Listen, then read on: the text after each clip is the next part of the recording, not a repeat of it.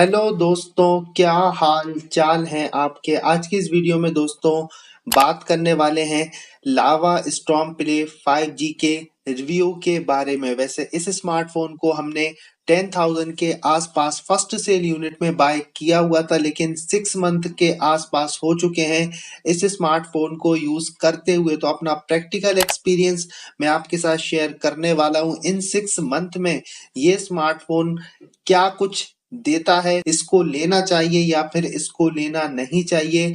दो ऐसी कमियां हैं जिनको मैंने नोटिस किया हुआ है इस वाले स्मार्टफोन के साथ, जो कि आपको डेफिनेटली बड़ी दिक्कत दे सकती है। तो उनका जानना बहुत जरूरी है। करते हैं वीडियो में बात, एक एक चीज को आराम आराम से उठाते हुए चलेंगे। इसकी डिस्प्ले, इसकी परफॉर्मेंस, इसका कैमरा, इसकी बैटरी, एसओटी, सबके बारे में बात करेंगे। लेकिन अगर आप चैनल पे नए हैं तो लाइक, शेयर और सब्सक्राइब जरूर कीजिएगा।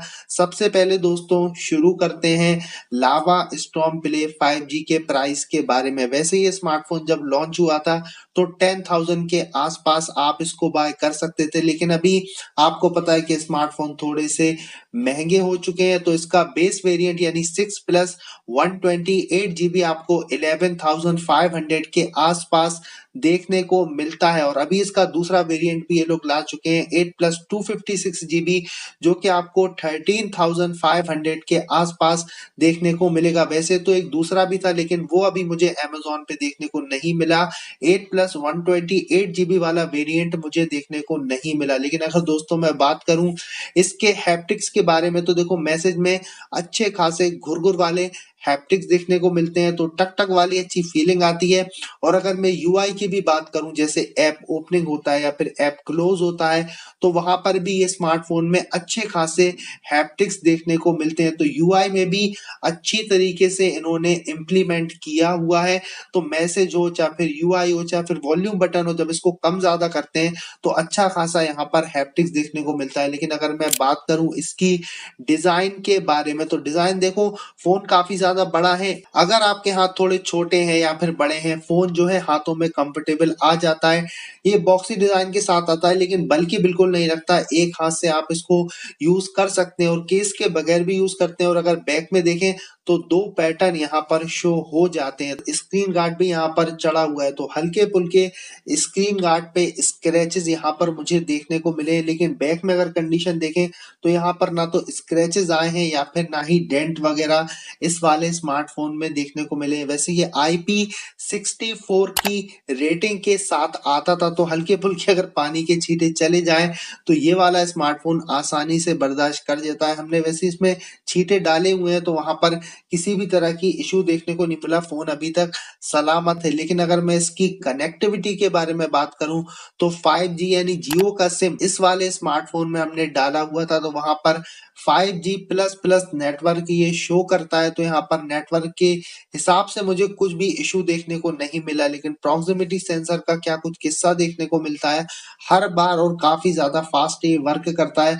तो वहां पर भी मुझे किसी भी तरह का इशू देखने को नहीं मिला इस स्मार्टफोन के साथ। लेकिन अगर मैं बात करूं दोस्तों इसकी डिस्प्ले के बारे में, तो देखो 6.75 इंच की यहाँ पर एक HD प्लस डिस्प्ले मिलती है, एक IPS LCD डिस्प्ले जो कि 120 हर्ट्ज का रिफ्रेश रेट लेके आती है। तो प्राइस के अकॉर्डिंग यहाँ पर वैसे ऑप्शन देखने को मिलता है 60 हर्ट्ज का और 120 हर्ट्ज का, तो आप अपने हिसाब से इसको कर सकते हैं।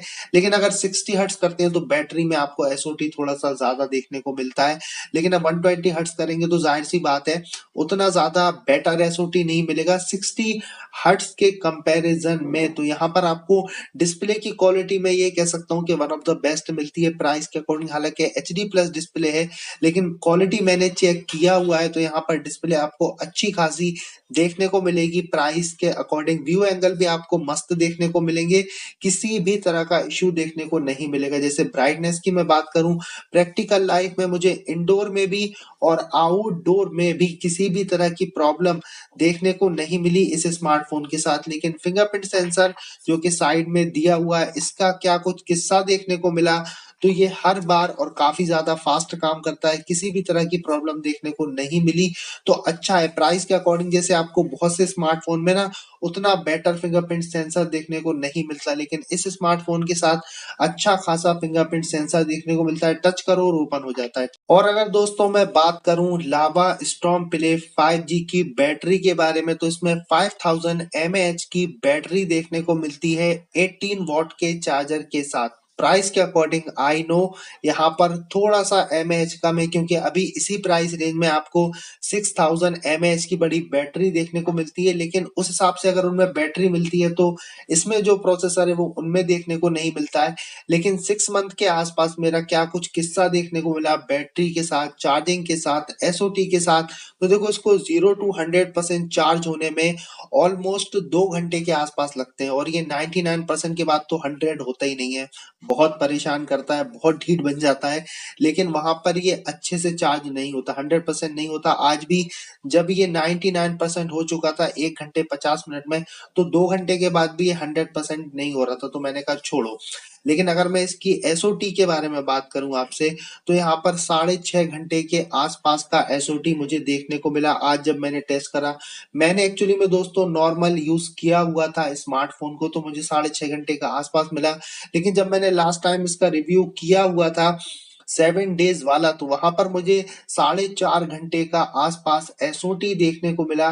तो प्राइस के अकॉर्डिंग अगर आप समझे ना, तो यहाँ पर अगर आप हैवी यूज करते हैं तो एसओटी आपको कम मिलेगा देखने, और अगर थोड़ा नॉर्मल यूज करते हैं तो 6.5 घंटे और 7 घंटे के आसपास भी मिल सकता है, क्योंकि अभी भी बैटरी इसकी उसके बाद 14% थी। लेकिन यहाँ पर आइडियल बैटरी ड्रेन आपको देखने को मिलता है इस वाले स्मार्टफोन के साथ। जैसे अगर आप रात को रख देते हैं 50%, तो यहाँ पर आपको 35 या 40% का बैटरी ड्रेन देखने को मिलता है, यानी 10 से 12% का बैटरी ड्रेन इस फोन में होती है। ये तो एक प्रॉब्लम देखने को मिलती है।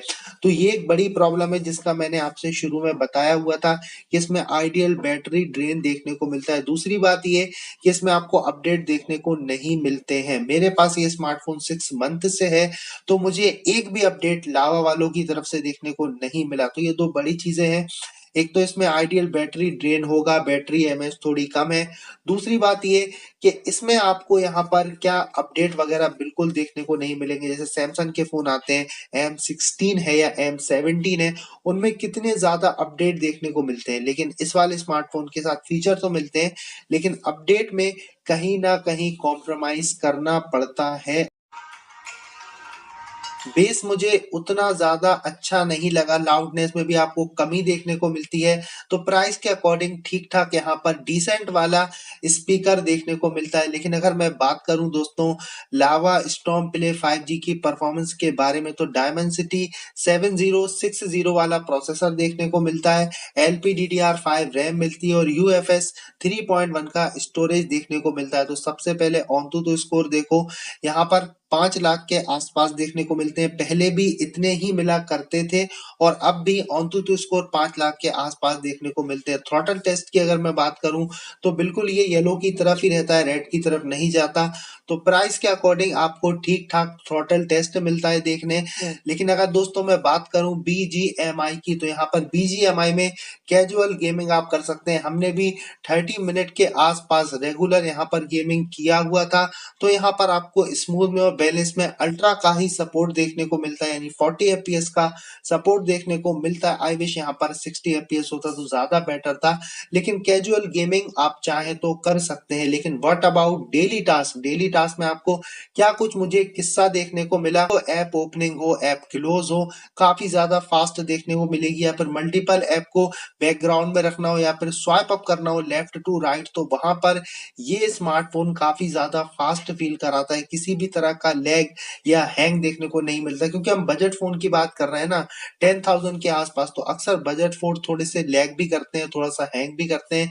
लेकिन इस वाले स्मार्टफोन के साथ मुझे इस तरीके की प्रॉब्लम तो डेफिनेटली देखने को नहीं मिली। तो यहाँ पर परफॉर्मेंस प्राइस के अकॉर्डिंग ये ठीक ठाक निकाल कर दे देता है। जैसे आप डार्क मोड से लाइट मोड में जाते हैं या लाइट मोड से डार्क मोड की तरफ आते हैं, तो वहां पर भी ये वाला स्मार्टफोन अच्छी खासी स्पीड निकाल के दे देता है, बस टक टक करो और हो जाता है। एक प्रैक्टिकल एक्सपीरियंस जो कि मैंने किया हुआ है वो है इसके केस के साथ। तो केस की क्वालिटी मुझे काफी ज्यादा अच्छी मिली। देखो 6 मंथ हो चुके हैं और 6 मंथ में मैंने इस केस को यूज किया हुआ है, तो वहां पर अगर आप देखें तो ये पीला नहीं पड़ा। मोस्टली जो फोन के केसेस होते हैं वो पीले पड़ जाते हैं, बिल्कुल रद्दी हो जाते हैं, लेकिन इसको अभी भी यूज किया जा सकता है। तो केस की क्वालिटी मुझे अच्छी खासी देखने को मिली। तो 6 मंथ के आसपास लावा वालों ने वैसे चार्जर भी दिया था, स्क्रीन प्रोटेक्टर भी यहाँ पर इन्होंने दिया हुआ था और यहाँ पर केस भी दिया हुआ था। तो सबकी क्वालिटी अच्छी खासी मुझे देखने को मिली। लेकिन अगर दोस्तों मैं बात करूं इसके कैमरे के बारे में, तो 50 मेगापिक्सल का मेन कैमरा,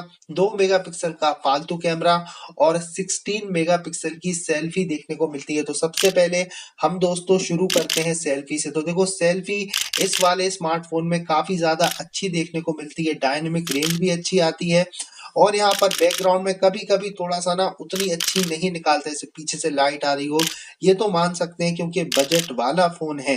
तो बजट के हिसाब से देखें तो जूम करने पर डिटेल भी मिलती है, कलर वगैरह भी काफी ज्यादा अच्छे आ जाते हैं। 2x में भी यहाँ पर सेल्फी क्लिक कर सकते हैं, तो वहां पर भी सेल्फी अच्छे कलर निकाल के दे रही है। तो वहां पर मुझे किसी भी तरह का इश्यू देखने को नहीं मिला इस वाले स्मार्टफोन के साथ। तो यहाँ पर सेल्फी वगैरह में कुछ भी प्रॉब्लम नहीं है। लेकिन जैसे पोर्ट्रेट मोड की मैं बात करूं तो ब्लर देखो कितना शानदार इसने किया हुआ है और स्किन टोन को भी अच्छा रखा हुआ है। बस थोड़ी सी अब लाइट आती है ना, तो वहां पर भी ये थोड़ा सा सस्ता सा नशा कर लेता है और हिल जाता है।